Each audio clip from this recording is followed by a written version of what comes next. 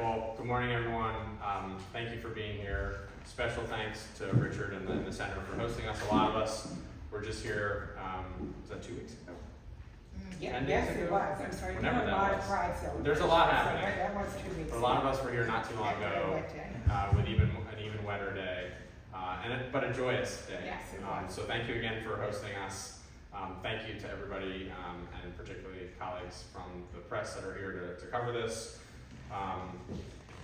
There's a lot happening in the world and in the country, but today we're going to talk about something that I know is very near and dear to the center, to our community, and I think to the country and to the American people.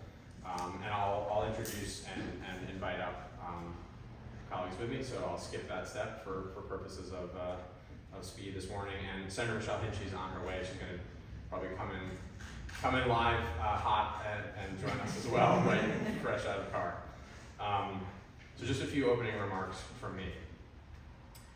I really believe as I was walking, and I walked by both, of course, the Pride flag and the American flag in the block walking here. And I think there is nothing more American than the freedom to be who you are and to love who you love. Period. Liberty and justice for all, we all know, is fundamentally the founding American idea. We also know that it didn't start that way, that we aspire to that, and that generations have had to fight to fully realize, and we're still continuing to fight to realize, to work, to organize. The center in particular, I want to commend Richard and the board and all the leadership, and your predecessors as well. The Hudson Valley LGBTQ Center has been really at the center of that fight for decades now. When it was a lot, even more divisive, believe it or not, as many in the room know, than it is now, and even more difficult and even more courageous then to step forward. And we have made huge progress. And Ulster County and the Hudson Valley in particular, you think about building on decades of work by many activists for LGBTQ rights. New Paltz in 2004 made national and global history right here in our community, and then 10 years later, took way too long, but 10 years later, the Supreme Court met that and declared an incredibly, I think, American decision from the Supreme Court that all Americans have these rights and cannot be discriminated against. Yet, now for the second iteration of Trump and MAGA, which I think is increasingly un-American and unpatriotic, and certainly anti-freedom, we see unprecedented attacks and rhetoric and nastiness and division and vitriol and increasingly violence against our neighbors, our fellow Americans who just want to have that liberty and justice that we all aspire to and are owed. So in the face of that, I think it's especially important this Pride Month, the series of events that the center and so many others throughout the Hudson Valley have been organizing, that we've had, despite rainy weather, huge record-setting turnouts at, from the walkway to many cities and towns across the Hudson Valley, to stand up, to speak out, and to fight back, and to say that LGBTQ rights are American rights are human rights, and we do not and will not tolerate any of our fellow neighbors and Americans having their rights taken away, and if they do, we're going to stand up and fight and say so. So part of my role in that, of course, is to fight that fight down in Washington in what is an increasingly just brutal moment for freedom-loving Americans, to see attack after attack, both materially and rhetorically, to see our all of us pitted against each other in ways that we just know in our gut are just not right and not who we are. So in that moment, I think it's especially important to not just say what we're against. Clearly, we're against these attacks on our LGBT community, particularly the attacks on our trans community. That has to be said explicitly and directly in the moment that we're in. and be clear what we're against, but we have to be clear what we're for as well, so that we can rally the American people to a more moral and principled position of where we want to take the country on that march to liberty and justice. So the Equality Act is landmark civil rights legislation that many colleagues before me have worked on. I'm a proud original co-sponsor of it in introducing it, reintroducing it this Congress. The entire Democratic caucus co-sponsors this bill. If we could get 3 Republicans of the 200 plus Republicans in the US House of Representatives, we only need 3 to have any integrity, any backbone, any true appreciation of the pledge that we say and the values that our flag stands for as Americans. We just need 3. We don't need them all. We just need 3 to co-sponsor this legislation and get it through the House, and then of course we need to get it through the Senate. So today, this is really about all of us at every level talking about re-upping this fight of what we are for, which is equality for every American, and specifically for LGBTQ plus Americans. And just to give you a very quick, I think everybody in this room probably knows, but what is in the bill, so you know what you're signing up for here.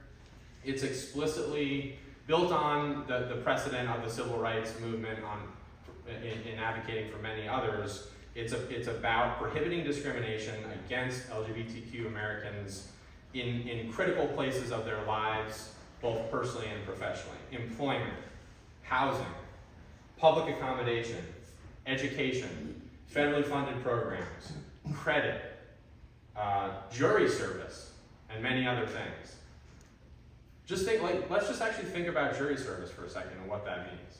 We all, if you asked any American, would you believe in trial by jury of your peers, fundamental to our Constitution and to our rights? That doesn't happen without this bill. LGBTQ plus members, especially with all the fights in our courts right now, are not getting a trial by their peers without this legislation. That's one of many fundamentally wrong things that the Equality Act would fix. So I'm sorry that I went on a little bit longer than I intended before I ask and invite Richard up to speak at his podium here. But I just want to wrap by saying we have to call to the better angels of our neighbors here and our fellow Americans across the country, and remind them that there is, that these are the values that we all hold, and that if we articulate them and are confident, not cowering in the face of these attacks, but strongly pushing back and saying, no, we are better than this. This is who we are as a country. This is who we are as a people. We'll at least get 3, and I hope 30 or 40 or maybe 200 plus Republicans to find the courage to sign on to this and finally pass it. So that's what we're all working towards and aspiring towards, and I really appreciate everybody being here to rally support for this. So now it's my honor to welcome up a person who certainly needs no introduction at the center, Richard Helder Ortiz, our Executive Director.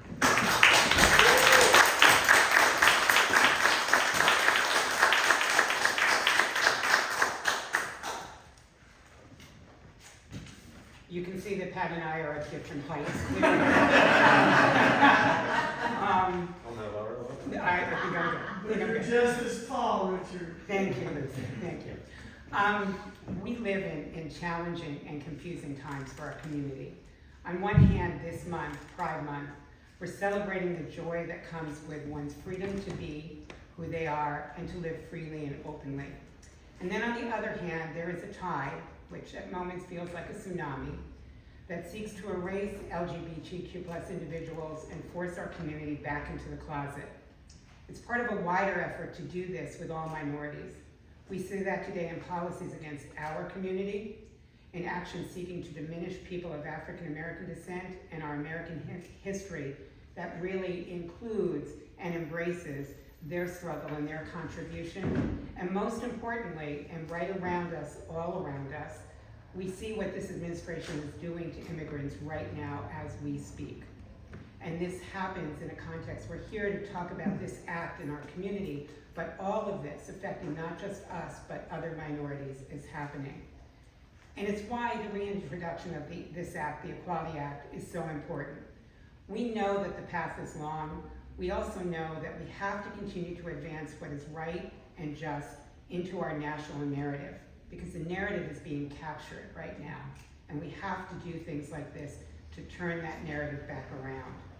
In short, the reintroduction of the Equality Act is important to the LGBT+ community, to our family members, and to all of us. We're grateful to the Congressman for reintroducing the Equality Act and choosing to make the announcement here at the Hudson Valley LGBTQ+ Community Center, the symbolic heart of our region's queer and trans community. And in terms of those three people you mentioned, there is one who should be with us. He's in the district immediately south of here, and he's in a vulnerable seat. Mike Lawler should be one of those three who should be with us. Absolutely. And he's not. So we should all remember that. I'd also like to introduce another member of our staff, Charlie Saladon, who is our director of programs and services. And Charlie's going to speak to this act as well, also in the context of the decision that came down from the Supreme Court today and why this act is so important.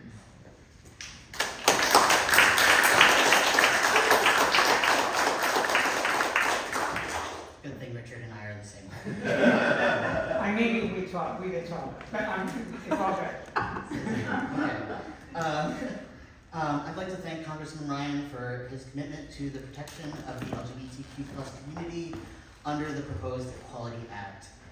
We're at a crucial juncture in American history right now, and we're long overdue for legislation that fights back against the tide of erasure and abandonment by the federal government. Now, I stand before you today as a transgender New Yorker as well as the son of immigrants. It's no secret that we're at a crucial juncture in this nation's political history where members of the LGBTQ+ community and transgender people in particular are vulnerable to scapegoating by the federal government. Our rights remain under constant threat. I'm bombarded with news every day that signal the erosion of our humanity by those in power. And I'd be remiss if I didn't mention that today we're presented by a particularly devastating example, the Supreme Court's decision on the case of U.S. versus Kennedy. Today, the court ruled to uphold Tennessee's ban on gender-affirming care for minors. This is a horrible blow to transgender youth across the country, setting a precedent for similar bans in other states, as well as laying the groundwork for bans on care for transgender adults. This is particularly cruel, as the federal government has proposed stripping funding for LGBTQ-specific support on 998, the suicide crisis support line. These events in tandem will have drastic negative impacts on access to culturally responsive healthcare and suicide prevention for the transgender community in this country. So that is why today reintroducing the Equality Act is crucial at this moment in time, and we are grateful to legislators like Congressman Ryan who are emboldened and courageous enough to bring this to light. Thank you.